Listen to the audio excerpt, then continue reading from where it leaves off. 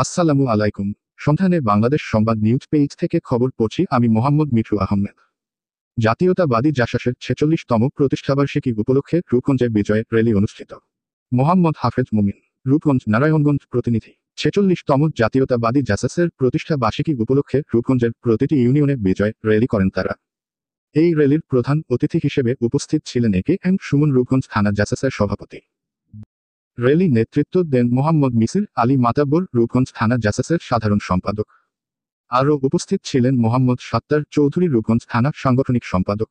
মোহাম্মদ আলী হোসেন, রূপগঞ্জ থানা সহ সভাপতি। মোহাম্মদ আলী কাউসার, সাংগঠনিক সম্পাদক, রূপগঞ্জ থানা। তারাবো পৌরসভার সভাপতি মোহাম্মদ রনি, সাধারণ সম্পাদক মাহফুজ।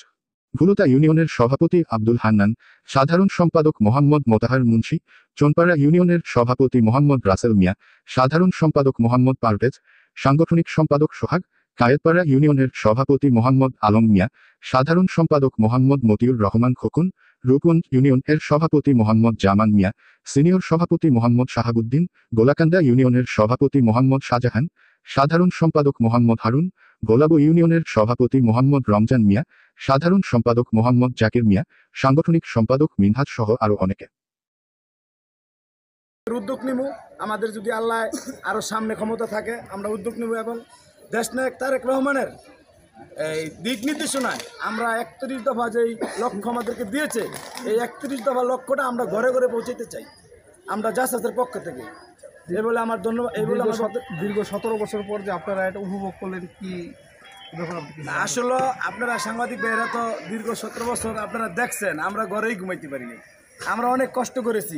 তো আজকে এই র্যালিটা যে আমরা করতে পারছি এটা আমাদের কাছে অনেক আনন্দিত এবং আমাদের যারা ইউনিয়ন এবং ওয়ার্ড যারা আমাদেরকে সহযোগিতা করেছে, আমাদের সাথে যারা ছিল ইউনিয়নের সভাপতি, সেক্রেটারি, সাংগঠনিক এবং ওয়ার্ডের সভাপতি, সেক্রেটারি, সাংগঠনিক আমাদেরকে সহযোগিতা করেছে। সহযোগিতা করাতে আমাদের এই র্যালিটা অনেক সুন্দর হয়েছে।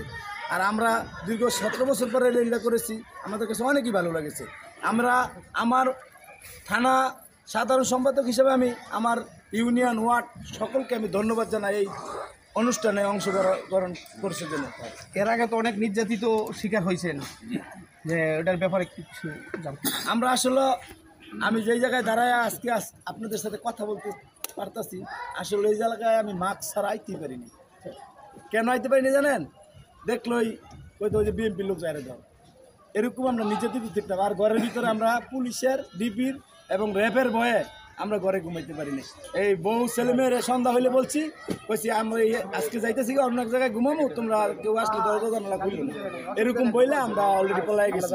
তো আজকে আল্লাহর রহমতে এবং ছাত্রদের আন্দোলনে আমরা বিজয় হইয়া আমরা সক্ষম হয়েছি আমাদের বাড়ির সামনে দাঁড়ায় আপনাদের সামনে কথা বলার জন্য। আমরা আসলেও খুব আনন্দিত এবং আল্লাহর কাছে আমরা শুকরিয়া জানাই।